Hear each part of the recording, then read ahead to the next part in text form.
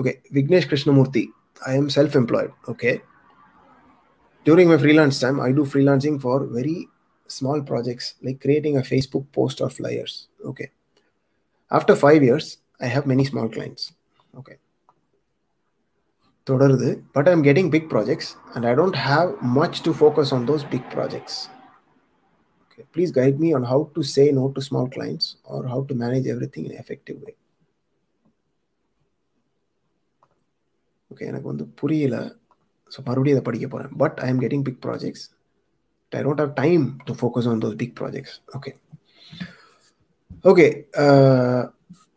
Number one, Vignesh. Time வந்து எப்பயுமே இருக்கணும். பிக் ப்ராஜெக்ட்ஸ் எடுக்க வேண்டாம் அப்படின்னு நினச்சிங்கன்னா இது நான் செய்கிற சேவை கிடையாதுன்னு சொல்லிடுங்க. அவ்வளோதான். நீங்கள் உங்களை வந்து ஸ்டாண்டர்டைஸ் பண்ணணும். ஓகே, ஸ்டாண்டர்டைஸ் பண்ணணும். ஸ்டாண்டர்டைஸ்னால் எப்படி அப்படின்னா, நீங்கள் பண்ணுற ப்ராஜெக்டே வந்து இப்போ ஒரு உதாரணத்துக்கு நீங்கள் என்ன பண்ணுறீங்க, ஃபேஸ்புக் போஸ்ட் ஆர் ஃப்ளையர்ஸ் அப்படின்றீங்க. ஓகே, சின்ன சின்ன ப்ராஜெக்ட்ஸ் பண்ணிகிட்ருக்கேன், 5 இயர்ஸாக பண்ணிகிட்ருக்கேன், ஸ்மால் கிளைண்ட்ஸ் நிறையா இருக்குதுன்னு சொல்கிறீங்க. நல்ல விஷயம். இதுக்கு என்ன அர்த்தம் அப்படின்னா, ஒரு செட் கிளைண்ட்ஸுக்கு ஒரு சர்டன் சைஸில் தான் வந்து ப்ராஜெக்டோட சைஸும் கனெக்டடாக இருக்கும் இல்லைங்களா? இப்போது ஒரு பெரிய ப்ராஜெக்ட் வருது அப்படின்னா அந்த விஷயம் பண்ண மாட்டாங்க. இப்போ ஒரு உதாரணத்துக்கு நீங்கள் என்ன சொல்கிறது, ஒரு சின்ன காது குத்துக்கு இது பண்ணுறாங்க, சமைக்கிறாங்க அப்படின்னு வச்சுக்கோங்க. அவங்க பிஸியாக இருக்காங்க, சின்ன சின்ன ஃபங்க்ஷன்ஸ் ஃபெஸ்டிவலுக்கு பண்ணுறாங்க அப்படின்னா அவங்கள வந்து ஒரு நாளைக்கு வந்து ஏஆர் ரகுமான் ஏதோ பண்ணுறாரு பெருசாக, ஒரு 20,000 பேருக்கு சமைக்கணும் அப்படின்னா அவங்க சமைப்பாங்களா? சமைக்க மாட்டாங்க. ஒரு உதாரணத்துக்கு சொல்கிறேன். அவங்க என்ன சொல்லுவாங்க வழக்கமாக, இல்லைங்க நான் பண்ணுறது இந்த மாதிரி ப்ராஜெக்ட், இந்த மாதிரி ஆளுங்களுக்கு அப்படின்னு சொல்லிட்டு போயிட்டே இருப்பாங்க. அது நம்பர் ஒன். ரெண்டாவது, இங்கே வந்து ஒரு ஃபண்டமெண்டல் ப்ராப்ளம் இருக்குது. ஃபண்டமெண்டல் ப்ராப்ளம் என்ன அப்படின்னா, நீங்கள் எப்போவுமே ஃபுல் பிஸியாக இருக்கவே கூடாது. ஓகே, இருக்கீங்க அப்படின்னா நீங்கள் ஃப்ரீலான்ஸ் பண்ணுறது வந்து தப்பு. நீங்கள் வந்து என்ன பண்ணுறீங்க அப்படின்னா, ஒன்னோட ரெண்டாக வேலை செய்கிறீங்க ஒரு பாத்தில். அது உங்களுடைய தனிப்பட்ட விருப்பம், இல்லைன்னு சொல்லலை. நான் சொல்லிக் கொடுக்குற மெத்தட் அப்படி கிடையாது. நான் சொல்லிக் கொடுக்குற மெத்தட் வந்து there will be always continuous improvement at some point. Okay, ஏதாவது ஒரு இடத்துல நிற்கணும்னா நின்றுக்கங்க, ஒன்றும் பிரச்சனை இல்லை. இப்போ வந்து இங்கே நோ சொல்கிறதுக்கு வந்து பெரிய பிரச்சனையாக இருக்குது அப்படின்னா நம்ம ஏன் அப்படின்னா, நான் ஆரம்ப காலத்தில் நோ சொல்கிறது வந்து பெரிய பிரச்சனையாக இருந்தது. ஏன்னா சின்ன வயசுலேருந்து அடித்து வளர்த்தனாலே என்னன்னு தெரில, கலாச்சார ரீதியாக வரும். நோ சொன்னால் ஏதோ ஒருத்தங்க உதவி கேட்டு செய்யாத மாதிரி பார்க்குற ஒரு மாதிரி நமக்கே ஒரு மாதிரி தோணும். ஐயோ கேட்குறாங்க நம்ம செய்யலையே அப்படின்ற மாதிரி தோணும். இதுக்கு வந்து மெயின் ரீசன் வந்து இன்னொருத்தவங்களுடைய வாழ்க்கைக்கு நம்ம பொறுப்பெடுத்துக்கிறது, அளவுக்கு அதிகமாக பொறுப்பெடுத்துக்கிறது.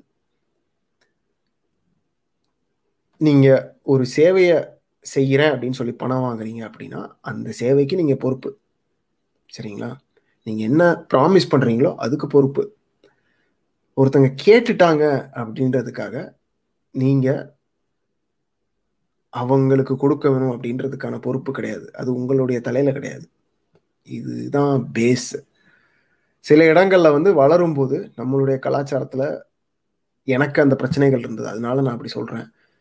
உங்களுக்கு அந்த பிரச்சனையான்னு தெரியல, விக்னேஷ் கிருஷ்ணமூர்த்தி. ஓகே, ஸோ நான் என்ன சொல்லுவேன் அப்படின்னா, இங்கே பேஸ் ஃபண்டமெண்டல் பிரச்சனை என்ன அப்படின்னா, எப்போவுமே வந்து ஒரு நாளைக்கு நீங்கள் வந்து ஃபுல் டைம் ஒர்க்கே பண்ணக்கூடாது. ஓகே, கேப் இருந்துகிட்டே இருக்கணும். நீங்கள் ஒர்க் பண்ணுறது வந்து 50% டைமில் தான் இருக்கணும் ஒர்க்கு. மீதி 50% டைம் உங்களை நீங்கள் ஒரு பிஸ்னஸாக பார்த்துட்டு அதுக்கான மார்க்கெட்டிங், ரைட்டிங், புது மார்க்கெட்ஸ், புது ரிசர்ச், லேர்னிங், இந்த மாதிரி விஷயங்களை தான் பண்ணணும். Number one. ஓகே, அந்த 50% டைமில் கொஞ்சம் மேனேஜ் பண்ணிவிட்டு எப்போவுமே வந்து புதுசாக கிளைண்ட்ஸ் வந்து எக்ஸ்பெரிமெண்ட்டுக்கு இருந்துகிட்டே இருக்கணும். ஷார்ட் டேர்ம், நான் அதே மாதிரி நீங்கள் சொல்கிற கரெக்ட் தான். லாங் டேர்ம் ரொம்ப பெரிய ப்ராஜெக்ட்ஸ் வந்து உள்ளே போய் நான் மாட்டிக்க மாட்டேன். ஓகே, அதுக்கு அப்படி மாட்டிக்கணும் அப்படின்னா அதுக்கேற்ற மாதிரி நான் பயங்கர கரெக்டாக மேனேஜ் பண்ணி வச்சுருப்பேன். ஏன்னா ரிஸ்க் மேனேஜ்மெண்ட் தான். ஒரே ஒரு கிளைண்ட்டுக்கு மட்டும் ஒர்க் பண்ணால் முடிஞ்சு போச்சு, உங்களுடைய வாழ்க்கை ஃபுல்லாக வந்து ஒரு ஜாப் மாதிரி ஆயிரும். அப்போது அதுக்கு ஏற்ற மாதிரி பணமும் சரி டைமும் இருக்கணும். ஒரு பெரிய ப்ராஜெக்ட் இருக்குது 3 மாதம் அப்படின்னா அந்த 3 மாதம் ஃபுல் டைம் வேலை பார்க்குற மாதிரி இருக்கவே கூடாது.